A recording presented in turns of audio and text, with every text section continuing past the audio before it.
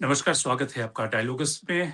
NCERT की जो 8th class की सोशल साइंस की जो किताबें हैं, वो जो नई किताब आई है, उसमें सिलेबस में और टेक्स्ट में कुछ चेंज किया गया है और नई नई किताबों में जुडिशरी में जो करप्शन है, भ्रष्टाचार है और जो जुडिशरी का जो बैकलॉग है, यानी कि केसों की जो संख्या लगातार बढ़ती जा रही है, उन सब का भी ज़िक्र किया गया है। इससे पहले एनसीईआरटी की जो सोशल साइंस की 8th क्लास की, 7th क्लास की किताबें अलग-अलग समय पर विवादों का कारण रही हैं। इसी साल आई किताबों में ये ज़िक्र किया गया था कि किस तरह से मुगल सल्तनत के ज़्यादातर हिस्सों को हटा दिया गया था। इसके अलावा जैसलमेर जो घराना है, उसको मराठा साम्राज्य में दिखाया गया था, जिसको कि लेकर जब विवाद हुआ, तो उसके बाद उसकी एक रिव्यू कमिटी बना दी गई है।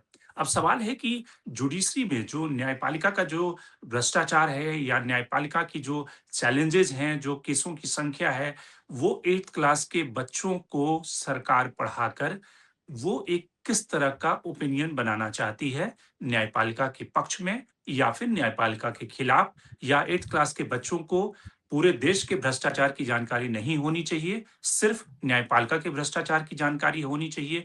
ये सारे सवाल इस टेक्स्ट बुक में जो परिवर्तन किया गया है, उससे सामने उठ खड़े हुए हैं।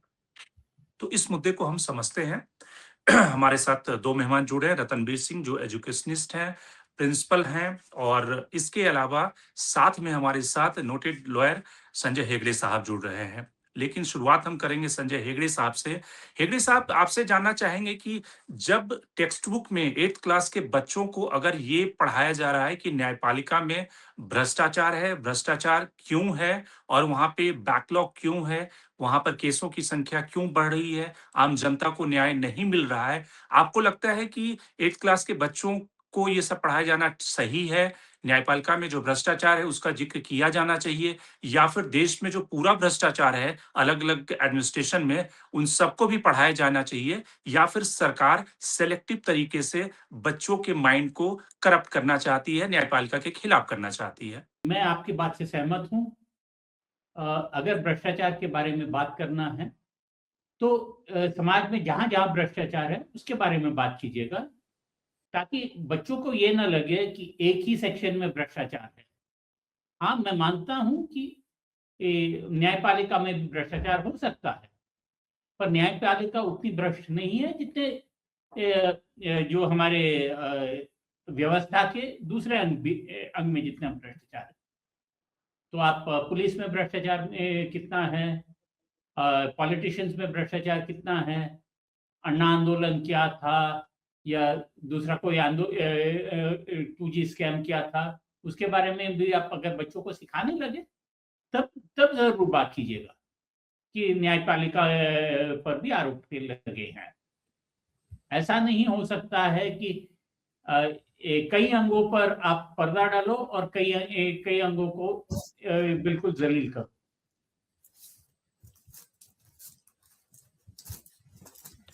तो कुल मिलाकर जी। सरकार के मोटिव पे आपको क्या लगता है कि क्यों सरकार ने या एनसीईआरटी ने ये टेक्स्ट में परिवर्तन किया है? इससे पहले की जो किताबें थी उसमें सिर्फ न्यायपालिका के कौन से आम हैं, किस तरह से न्यायपालिका काम करती है, उसका ज़िक्र था। लेकिन इस बार के टेक्स्ट बुक में ये खास तौर से सेक्शन है करप्शन इन द जुडिशरी, जिसमें ये कहा गया है कि nevertheless people do experience corruption at the various level of the judiciary.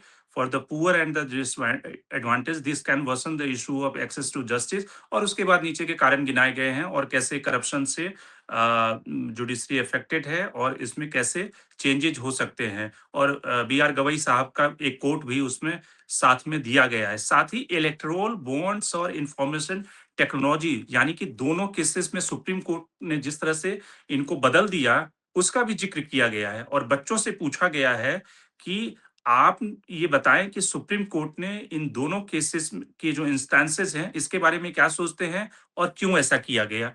तो ये बड़ा ही टारगेटेड और पॉइंटेड चीज़ें ब बच्चों को सिखाया जा रहा है या बताया जा रहा है कि जो सुप्रीम कोर्ट 2 ऐसे फैसले जिसमें सरकार की किरकिरी हुई या सरकार घिरी हुई है, इलेक्टोरल बॉन्ड्स जिससे कि सुप्रीम कोर्ट ने उसको स्टक डाउन कर दिया, और उसके बाद चंदे का जो पूरा कंट्रोवर्सी है अभी भी लोगों को ये पता नहीं है कि किस तरह से पैसे आते हैं और पॉलिटिकल पार्टियों को किस तरह से पैसे दिए जाते हैं, जो पैसा देता है वही काम उठा ले जाता है। और तो आपको लगता है कि ये बड़ा ही पॉइंटेड रेफरेंस दिया गया है? देखिए, इस सरकार में कोई भी ऐसा कुछ भी ऐसा नहीं होता है जो अ, बिल्कुल एक्सीडेंट हो। अगर कुछ हो जाता है, वो उसके उसके पीछे हमेशा कोई ना कोई मकसद होता है, कोई ना कोई साजिश होता है। तो मुझे ये लगता है कि सिर्फ न्यायपालिका एक अभी ऐसी संस्था बची है जहाँ सरकार उत्तरदायी होती है, सरकार से सवाल पूछे जाते हैं। हम लोगों ने तो आजकल पार्लियामेंट में सवाल के जवाब का भी आजकल इंतजार नहीं होता है, या जवाबदेही वहां हो नहीं रही है। तो शायद उन्हें लगता है कि अगर न्यायपालिका के पक्ष में बच्चों का रवैया बदला जाए, तो आने वाले दिनों में जो भी और कुछ ये चाहते हैं, उसके खिलाफ न्यायपालिका उतने सवाल नहीं उठाएगी। क्योंकि बीच-बीच में जब पुराने जो कानून मंत्री थे उन उस समय उन्होंने कई सारे ऐसे बयान दिए थे न्यायपालिका में और एनजेसी को दोबारा लाने के लिए किरेन रिजिजू। और बाद में उनका ट्रांसफ़र हुआ तो यही कहा गया कि वो एक तरह से कन्फ्रंटेशन लेने की कोशिश कर रहे थे। और धनखड़ साहब तो उसके लिए विख्यात थे ही कि वो हमेशा ये कहते थे कि एनजेसी की वापसी होनी चाहिए। बीजेपी के एक सांसद ने तो यहाँ तक पिछले साल ये कह दिया कि जब कंट्रोवर्सी हुई तो उसके बाद उन्होंने कहा कि न्यायपालिका कौन होती है, हम कानून बनाते हैं। और कई तरह के उन्होंने विवादास्पद बयान निशिकांत दुबे ने दिया। तो एक तरह से सरकार को या जो रूलिंग पार्टी है उसको लगता है कि एनजेसी स्टेप डाउन होने के बाद न्यायपालिका को कैसे नेल किया जाए, उन्हें अपनी गिरफ्त में लिया जाए। और उसके कई सारे इंस्टेंसेस भी हम देखते हैं कि सुप्रीम कोर्ट के कुछ जजेस कुछ मामलों पे शांत दिखते हैं, कुछ अलग रुख अपनाते हैं। तो ये जो टेक्स्ट बुक में परिवर्तन करना, क्योंकि आरएसएस का एक कोर प्रोजेक्ट होता है कि किस तरह से आप एजुकेशन के ज़रिए कल्चर के ज़रिए आप एक तरह से लोगों की मानसिकता को बदलें, उनके सोचने के तरीके को बदलें। तो टेक्स्ट बुक में आप अगर ये सब पढ़ाएँगे कि न्यायपालिका में भ्रष्टाचार है, एक ऐसी संस्था, इकलौती संस्था जिसके ऊपर लोगों का अभी भी ट्रस्ट है। लोगों को लगता है कि अच्छा सब सारे लोग भ्रष्ट हैं, लेकिन अगर फँसेंगे तो एक अंतिम संस्था है जहाँ से न्याय मिलेगा। अगर उसके बारे में भी आप उसके बारे में भी ओपिनियन चेंज करके उसे भी भ्रष्ट बताने की कोशिश कर रहे हैं या करना चाहते हैं, तो ये तो एक बहुत बड़ा विचित्र स्थिति पैदा हो जाएगी। शायद वो चाहते हैं, क्योंकि ये वो ये चाहते हैं कि सच वही हो जो वो कहे, और उसके बारे में कोई सवाल न करे। कोई ऐसी संस्था ना रहे जो ये उनके बयान को ना परखे, या ना सवाल पूछे। और अगर आप बच्चों को सिखा दे, बच्चे बड़े हो जाते हैं तो वही जो एटीट्यूड्स है वो कंटिन्यू हो जाते हैं। और शायद बच्चों में भी फिर बाद में इन चीज़ों पर सवाल करने का कोई वो उसे उचित नहीं समझते हैं। अगर आप मान के चलो 8वीं क्लास से कि कि न्यायपालिका भ्रष्ट है, तो उन्हें उन्हें सिर्फ वही भ्रष्ट वकील और भ्रष्ट जज ही दिखेंगे। तो ये 2 चीज़ हो जाएगा। एक तो उनका विश्वास उठ जाएगा, और अगर वो कभी न्यायपालिका में आ जाए, तो वो तो सिर्फ भ्रष्ट वकील और भ्रष्ट जजों को ढूँढेंगे। जी। चूँकि आपने काफ़ी एक लंबे समय तक प्रैक्टिस की है, आप पुराने ज़माने में कोई ऐसा इंस्टेंस बता सकते हैं कि जब पुरानी सरकार थी या तो मनमोहन सिंह की सरकार या इंदिरा गांधी के ज़माने में भी लोग कई बार इस सरकार की तुलना इंदिरा गांधी की सरकार से करते हैं कि इंदिरा गांधी ने भी उसी तरह के जो इंस्टीट्यूशन थे उनको ख़त्म किया था। तो कुछ ऐसे इंस्टेंस आपको ध्यान में आते हैं कि एजुकेशन सिस्टम को करप्ट करने का या एजुकेशनल इंस्टीट्यूट को, जैसे आज की तारीख में ज़्यादातर यूनिवर्सिटी में उस तरह के वाइस चांसलर, उस तरह के लोगों की नियुक्ति हो रही है, जो कि एक आइडियोलॉजी से, जब तक वहाँ से सर्टिफ़िकेट नहीं मिलता कि आप उस आइडियोलॉजी से अलाइन्ड हैं, तब तक उनकी नियुक्ति नहीं होती। और वैसे ही वाइस चांसलर आज की तारीख में कल परसों ही जो एआई समिट में कांग्रेस के प्रदर्शन का मुद्दा आया, उसमें पूरे वाइस चांसलर को व्हाट्सएप ग्रुप पे, सबके व्हाट्सएप ग्रुप बने हुए हैं, उसमें उन्हें कहा गया कि आप इसकी निंदा करें। तो जब अगर वाइस चांसलर भी पॉलिटिकल पार्टी के एजेंट की तरह बिहेव करने लगेंगे, तो फिर तो शिक्षा का बंटाधार होना तय है, जो कि दिख रहा है। तो आपको कोई ऐसा इंस्टेंस पुराने समय का याद आता है? पुराने समय में भी इंटरफेरेंस था। पुराने समय में भी वो ये कई जो एकेडमिक्स थे, एक एक लेफ्टिस्ट ओरिएंटेशन के थे, ये आरएसएस वालों का कहना है। पर ये जो बिल्कुल दूसरे साइड को के कोई भी विचारधारा के बारे में कोई डिस्कशन ना हो, ये जो ब्लॉक करना जो है, वो तो पुराने जमाने में था नहीं। उस जमाने में जुडिशरी के लिए भी कहा जाता था कि हमें एक कमिटेड जुडिशरी चाहिए, एक जो एक लेफ्टिस्ट टाइप जजेस होने चाहिए वगैरह, वो सब कहा जाता था। पर कभी उन पर वैसे दबाव नहीं डाला जाता था कि बच्चों को भी ये सिखाया जाए कि यही जज है जिसके कारण लैंड रिफॉर्म्स नहीं हो सकते हैं, जिसके कारण ये देश पीछे रह गया। अब लगता है एक मुहिम चला कि सारे जो इंस्टीट्यूशंस है, वो वही जो जैसे वो गाना है ना, ये हो तुमको जो पसंद वही बात हम करेंगे, वही सुनना चाहते बिल्कुल। रतनबीर जी, आप एजुकेशनिस्ट हैं, आपको लगता है कि जो स्कूलों में जो 8th क्लास या 9th क्लास या 7th क्लास में ये पढ़ाया जाना उचित है कि जुडिशरी में भी भ्रष्टाचार है? या फिर आपको लगता है कि नहीं, जब पूरे देश में भ्रष्टाचार है, तो जुडिशरी के भ्रष्टाचार की चर्चा क्यों नहीं हो? बच्चों को ये क्यों नहीं जानना चाहिए? या फिर जिस तरह के चेंजेज़ आए हैं कि गुजरात राइट्स का ज़िक्र किताबों से हट गया है, उसी तरह से आप देखिए नाथूराम गोडसे टेक्स्ट बुक से हट गए हैं। तो ये सब तो फिर बड़ी ही सेलेक्टिव, जिसको कहते हैं हम हिस्ट्री पढ़ा रहे हैं ना, हम बाबर का ज़िक्र क्यों ना करें हिस्ट्री की किताबों में, या फिर मुगल सल्तनत का क्यों ना ज़िक्र करें, गुजरात राइट्स का क्यों नहीं ज़िक्र होना चाहिए, नाथूराम गोडसे का क्यों नहीं ज़िक्र होना चाहिए? शंकर जी, सबसे पहले तो मैं ये कहना चाहता हूँ कि मैं सिर्फ एक एजुकेशनिस्ट नहीं हूँ, मैं एक पुराना सैनिक भी हूँ। आई एम अ जी, retired lieutenant colonel of the Indian army from the army education corps. So मेरा नजरिया जो है वो पहली बात तो ध्वज की रक्षा करना है, राइट। मेरा मतलब ये है कि जो भी इस वक्त पॉलिटी में हो रहा है वो ट्रांजिशनल है।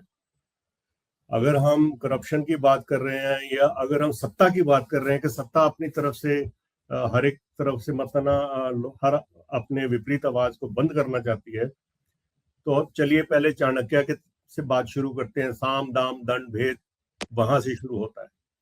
सत्ता हमेशा हर चीज में ये कोशिश करती है कि उसकी सत्ता बनी रहे, उसके ऊपर कोई ठेस ना आए, उसको कोई चैलेंज ना करे। ठीक है।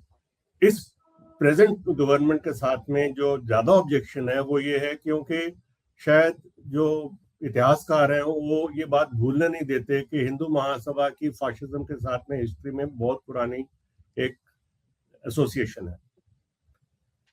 बट अगर हम उसमें बैठे रहे कि आज से 70 साल पहले सावरकर जी ने ये किया, बोस जी जो उनसे हिटलर के पास गए या जापान के पास गए, दैट्स रॉन्ग।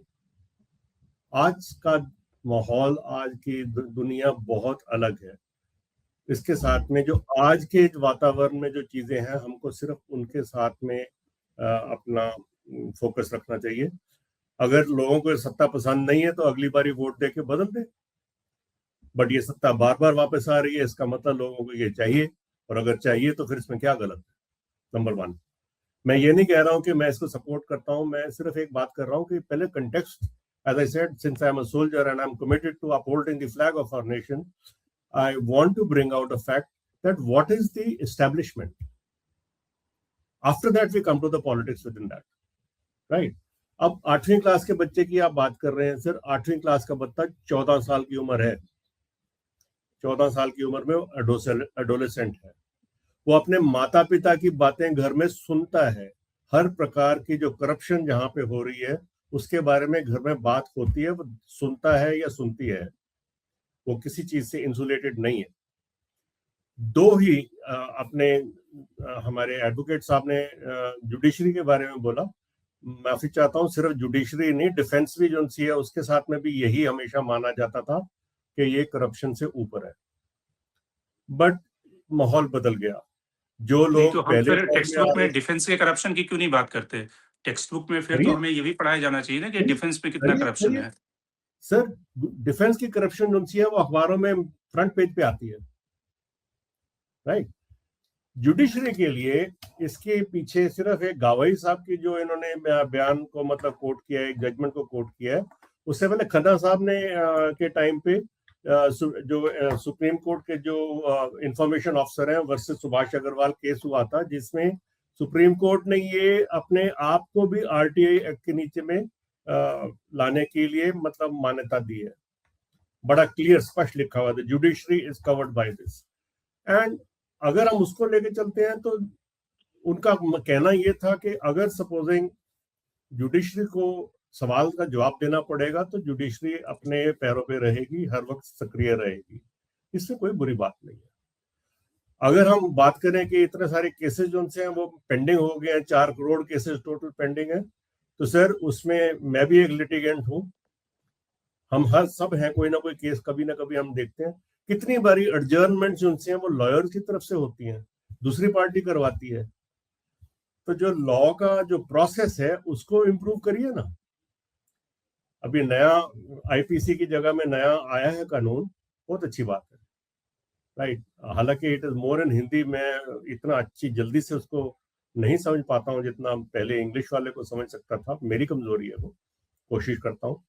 बट ये है कि जो साथ में जुडिशरी के जो प्रोसेसेस है, अगर जुडिशरी ने खुद बोला है कि हमारे को जवाबदेही होना है, मैं रिक्वेस्ट आपके जो ये पीछे बार बार चेंज कर रहे हैं स्क्रीन को, that distracts me, I think and speak, please बार बार स्क्रीन को मत चेंज करिए, let it stay at one place, which जी। I'd like to see the speaker I'm speaking to. Shankar साहब प्लीज सामने आइए। जी, तो आप जो कह रहे हैं परमवीर जी, रतन जी, वो बिल्कुल सही बात कह रहे हैं कि जो अगर जुडिशरी में करप्शन है या जो बैकलॉग है, जो जुडिशरी की प्रॉब्लम है, उसका ज़िक्र होना चाहिए, वो भी जनता की नॉलेज में होना चाहिए और खुद सुप्रीम कोर्ट ने इस बात को बार-बार कहा है। लेकिन सवाल ये है कि आप तो फिर पूरे देश में जो करप्शन है, जो एडमिनिस्ट्रेशन में करप्शन है, जो पॉलिटिशियन का करप्शन है, जो डिफेंस का करप्शन है, उन सब का भी ज़िक्र करें, वो भी एक नज़ीर पेश करें कि किस तरह से हमारा जो ब्यूरोक्रेसी है, ब्यूरोक्रेट्स भ्रष्ट हैं, किस तरह से हमारे पॉलिटिशियन भ्रष्ट हैं और अलग-अलग जो भ्रष्टाचार की बहुत सारी कहानियाँ हैं, वो सब भी टेक्स्ट बुक में पढ़ाई जानी चाहिए। आप सिर्फ़ जुडिशरी के करप्शन की बात करके और कुछ केसेस का उदाहरण देके, आप तो फिर एक सेलेक्टिव जिसको कहते हैं ओपिनियन बनाने की कोशिश ये समझी जाएगी ना फिर। एक मिनट आपको मैं इंटरप्ट कर रहा हूँ सर। जी, जी, अगर हम बिल्कुल सभी कीजिए। तरफ की करप्शन को हम टेक्स्ट बुक्स में ले आएंगे तो हुँ। वो सिविक्स और सोशल स्टडीज की किताब नहीं रहेगी, वो तो फिर क्राइम रिपोर्ट बन जाएगी। अच्छा, तो आप कह जुडिश रहे हैं कि बाकी करप्शन को जुडिशरी छोड़ नो दिया जाए, नो सिर्फ no no judiciary I am वाला not saying that, corruption. I am not जी। Saying that, I am saying the हुँ, judiciary is the seed from where justice flows. और अगर सपोजिंग जो बुनियाद है अगर उसमें ही सपोजिंग कोई कमजोरी है उसको हम ओवरलुक कर दें तो बाकी साइड को तो जस्टिफाई करना बहुत आसान है। सी सर, 8th क्लास में बच्चा अभी सिविक सेंस डेवलप कर रहा है या कर रही है, वहां पे अगर उसको ये सिखाया जाए कि do not be afraid to question even the highest authority in the land, तो आप समझिए उसका सेल्फ कॉन्फिडेंस कितना बढ़ता है, उसकी इन्वॉल्वमेंट सोसाइटी में कितनी बढ़ जाती है कि अगर मैं जुडिशरी को क्वेश्चन कर सकता हूं तो मैं बाकी सब जगह की करप्शन भी जो सी है उसके बारे में भी बात कर सकता हूं। और वो मैंने पहले आपको शुरुआत में बोला कि बाकी तरफ की करप्शन या तो ऑलरेडी मीडिया में टीवी के ऊपर में बहुत आती है, हर जगह फ्रंट पेज पे, इवन डिफेंस की जो पहले हिडन रहती थी अब वो सामने आती है, ठीक है। साथ में ये भी है कि वहाँ नहीं, अब तो सामने नहीं आ रही है ना, अब तो किताब लिखने पे ही पाबंदी लग गई है, तो सामने कैसे आएगी? आपके सवाल का संजय हेगड़े साहब से एक काउंटर ले लेते हैं। हेगड़े साहब, जो बातें कह रहे हैं रतनवीर जी, वो अच्छी बातें हैं, और जस्टिस खन्ना का उदाहरण सब लोग जानते हैं, और इमरजेंसी के दौरान में किस तरह से जुडिशरी पहले कॉम्प्रोमाइज हुई और बाद में किस तरह से जुडिशरी ने साहस दिखाया, वो दौर भी लोग जानते हैं। लेकिन आपको लगता है कि अगर ये आ भी जाए तो इसमें क्या बुराई है? अगर जुडिशरी की हम करप्शन की बात करें भी, तो क्या बुराई है फिर? तो ठीक है, आप बच्चों को सिखा दीजिएगा कि आपके पास सिर्फ एक भ्रष्ट जुडिशरी है, जुडिशरी के साथ आप भ्रष्टाचार जोड़ दीजिएगा, तो ठीक। तो अगली सरकार जब आएगी तो कितने जनरलों के पास कितने मकान हैं, क्या है, वो सब लिखने लगेंगे। तो ये कहाँ तक चलेगा? तो हम एक जो प्रिजम्पशन ऑफ कॉन्स्टिट्यूशनैलिटी, उसी पे तो चलते हैं कि नॉर्मली लोग या कोई संस्था अपने अपनी जगह पे काम करती है। अगर आप एक संस्था पे आप आपके बच्चों को यही सिखाओगे कि ये संस्था भ्रष्ट है, तो फिर दूसरे जो लोग आएंगे वो तो आर्मी को भी वही कहेंगे, या एयरफोर्स को, कि राफेल डील में कौन कौन से देश से क्यों पास हुआ था, और रवि नायर ने उसके बारे में क्या लिखा है। तो ये ऐसा नहीं देश चलता जी। तो आप कह रहे हैं कि जुडिशरी को कम से कम एक संस्था जो बची हुई है, जिसकी निष्पक्षता पे लोगों का विश्वास है, उसको इस तरह से लोगों की ओपिनियन में डालकर वो ओपिनियन खराब करने की ज़रूरत नहीं है, क्योंकि बाकी संस्थाओं पे तो वैसे ही जनता का विश्वास नहीं है। सर, जस्टिस वर्मा का केस तो छुपा नहीं हुआ, कितने करोड़ों रुपये उनके वहां से निकले, घर में से कोई चीज छुपी नहीं हुई। इसमें कुछ गलत नहीं है सर।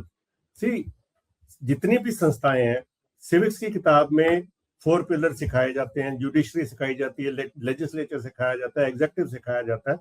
अगर इसमें बात हो रही है तो आई डोंट थिंक, मतलब ना, अगर सपोजिंग हम कहें नहीं इसके ऊपर क्यों बात हो रही है, तो वो हमारी अपनी अंदर की कमजोरी को दिखाती है। आई एम नॉट सेइंग, अगर सपोजिंग एक मेजर साहब ने एक आतंकवादियों के समर्थक को जीप के आगे बांध के जम्मू कश्मीर में, मतलब अपना कॉन्वॉय वहां से निकाल दिया, तो जो लोग समर्थन करते हैं वो कहते हैं इसमें क्या गलत था, उसने अपने सैनिक बचा लिए, उसने वो समर्थन करने वाले आदमी को भी नहीं मारा, उसने वहां पे वायलेंस होने से रोक ली। बट लोग कहते हैं कि ये असंवैधानिक है, वो भी बात ठीक है। Understand, we have to see that what is the education about. Education is, why is it that education is kept in the control of the government everywhere? Because as I said, सत्ता को बनाने के लिए सबसे powerful tool शिक्षा है, right? And आप उसमें आप सिर्फ एक लेक्चर को क्यों लेके बात कर रहे हैं? आप पूरी की पूरी किताब क्यों नहीं देखते सर? उसमें और क्या कुछ है जी? नहीं, लेकिन मुद्दा उसमें जो बनाना तो सवाल, किसी भी चीज का बहुत आसान है, ठीक है? जी, बना संजय जी। हुआ पहाड़ तोड़ना आसान है सर, नया बनाना, इमारत की उसारी करनी बहुत मुश्किल होती है। तोड़ने में तो एक जी, जेसीबी लगाई, तोड़ दिया। वो तो तो ठीक है ना, तो सुप्रीम कोर्ट जुडिशरी के तोड़ना चाहते हैं। सुप्रीम कोर्ट के कहने के बाद भी नहीं, बुलडोजर ये यूपी मान में के चल रहे चलिएगा हैं। कि जुडिशरी को तोड़ना चाहते हैं। सर जी की संजय आवाज जी। सुना नहीं। हाँ संजय जी, आपकी आवाज थोड़ी कट रही है।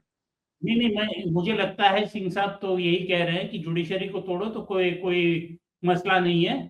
आप वो मेजर साहब की जो वो जिक्र कर रहे थे जम्मू एंड कश्मीर में, उसके बाद वो जानते भी है कि उस मेजर साहब पे और कौन से सब चार्जेस लगे थे।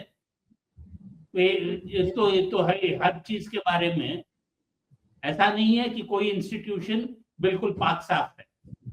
और अगर आप किसी एक इंस्टीट्यूशन के बारे में बच्चों को ये सिखा दो कि यही इंस्टीट्यूशन भ्रष्ट है, तो फिर वहां मामला वहां नहीं रुकेगा। सर मैं I beg to differ. Covid के बाद में आज बच्चे बच्चे की जेब में मोबाइल है, आप मानते हैं इस बात को? और आपको ये भी पता है कि बच्चा स्कूल जाने से पहले जितने घंटे टीवी और स्क्रीन देख चुका है, आपने और हमने अपनी उम्र में आज तक नहीं देखा है। They are digital natives. ऐसा नहीं तो वी फिर शुड तो नॉट थिंक कि अगर उनको उस कुछ नहीं लॉजिक को पता। माना जाए रतनवीर जी, मैं तो कह फिर रहा तो हूँ ऐसा नहीं है कि पार्लियामेंट में उनको राहुल कुछ नहीं गांधी को पता। सरकार क्यों नहीं बोलने दे रही है एक नहीं, मैगजीन को कोट वो करने के सत्ता है, लिए? वो पॉलिटिक्स नहीं, है सर, वो सत्ता है आज की, उन्होंने अपने आप को पॉलिटिक्स की ही बरकरार तो रखा है। बात हो रही है ना कि आप ठीक है ना? एजुकेशन में पॉलिटिक्स कर रहे हैं, टेक्स्ट बुक में पॉलिटिक्स कर रहे हैं, आप अपने मैं नहीं तरीके से मानता हूँ, अपने मैं नहीं एजेंडे के मानता हूँ। हिसाब से। मैं ये कह रहा हूँ कि वो आप सिर्फ एक किताब के एक लेक्चर को लेके आपने बात करनी शुरू कर दी। आपने ठीक है उससे पहले बोला कि इसमें से मुस्लिम जो मुगलों के राज की जो वर्णन है उसको क्यों कम कर दिया। मैं उसका जवाब आपको एज ए एजुकेशनर मैं बात करता हूँ। एक बच्चे को सीबीएसई की तरफ से सर 210 पीरियड मिलते हैं इंग्लिश और मैथ पढ़ाने के लिए सिलेबस में, और 180 पीरियड मिलते हैं बाकी सब्जेक्ट्स के लिए, राइट। सिर्फ इंग्लिश और मैथ को ज्यादा मिलते हैं, बाकी वो 180 पीरियड मिलते हैं। आप 180 पीरियड में बच्चों को क्या कुछ पढ़ा दोगे? Should they know more about contemporary people और should they know about those that you know. मुगलों का इसलिए आ जाता है सर क्योंकि उन्होंने 250-300 साल राज किया उन्होंने, ठीक है। Now if you have to have a choice कि मराठा का पढ़ाना है, सिखों का पढ़ाना है कि मुगलों का पढ़ाना है, तो सिख और मराठे तो उसके बाद में है सर। अगर सपोजिंग प्रधानमंत्री जी ने बोला कि हमने दिमाग के ऊपर में जो कॉलोनियल माइंडसेट है उसको दूर करना है, अगर उन्होंने उसके ऊपर में मतलब मकौले के मिनट का नाम ले दिया, ये नहीं है कि उनके जो सलाहकार है उनको पता नहीं है कि मकौले के मिनट्स को ऑलरेडी खत्म कर दिया गया था 2-1 साल के बाद ही, बट एक ऐसा स्लोगन मिल जाता है, एक ऐसा सिंबल मिल जाता है जिसके साथ में पूरे नेशन की जो सी कॉन्शियसनेस उजागर हो जाती है। इसमें कोई गलत बात नहीं है सर। अगर सपोजिंग हो सके, I am fully in support of the fact that as Indians we should give up most of the things that we are not even aware of. मैं अंग्रेजी बोल रहा हूँ, आपके साथ में हिंदी प्रयत्न कर रहा हूँ, बट मैं इतनी अच्छी हिंदी नहीं बोल पा रहा हूँ बिकॉज शुरू से सिखाई मेरे को इंग्लिश गई है। नहीं, सवाल इसमें रतनवीर जी ये है कि जो एक्चुअल हिस्ट्री है, जो इतिहास में घटित हुआ है, हमें वो पढ़ाया जाना चाहिए या फिर उसके कुछ अंशों को पढ़ाया जाना चाहिए? जितने भी पन्ने पढ़ाए जाते हैं, यहाँ तक कि मैं आपको एक डेटा देता हूँ, आपको एक डेटा देता हूँ। पिछले कुछ महीनों में 4-5 महीने पहले इस पे एक कंट्रोवर्सी हुई कि जो किताबें आई उसमें मराठा साम्राज्य को आप छोड़ दीजिए, मुगल को पढ़ने में कोई इंटरेस्ट अगर नहीं है किसी को, हम उसको हिस्ट्री से निकालना चाहते हैं निकाल दीजिए। लेकिन जो आपके अपने गणराज्य हैं या फिर आपके जो अपनी हिस्ट्री है, उसमें मराठा साम्राज्य को कुछ 12 या 14 पन्ने दिए गए थे और बाकी जो साम्राज्य है उस पे मध्य प्रदेश ने प्रोटेस्ट किया, राजस्थान ने प्रोटेस्ट किया कि हमारे जो यहाँ के राजपूत घराने हैं राजस्थान के, उनको बहुत कम जगह दी गई है। पंजाब से प्रोटेस्ट हुआ, मध्य प्रदेश से प्रोटेस्ट हुआ, क्योंकि महाराष्ट्र का उस समय चुनाव था। तो महाराष्ट्र के विधानसभा चुनाव के लिए अगर मराठा साम्राज्य को आप ज्यादा पढ़ा रहे जी, जो आपके कॉरेस्पॉन्डेंट है, जो अखबारों में लेख लिखते हैं, वो कम पढ़े लिखे हैं। जस्टिस काटजू जी ने उनके बारे में बहुत कुछ बोला है। हमारे जो एडवोकेट सर हैं वो समझते हैं उस बात को मैं किसकी तरफ इशारा कर रहा हूँ। Education is on the concurrent list of the constitution. CBSE की किताब पूरी इंडिया में चलती है ट्रांसफरेबल गवर्नमेंट एम्प्लॉयज के लिए। हर स्टेट का अपना एजुकेशन बोर्ड है। आप डालिए ना अपने वहां पे, मतलब जो आपके प्रांत के जो महामार लोग हैं, आप उनके बारे में पढ़ाइए, वहां पे कौन रोक रहा है आपको।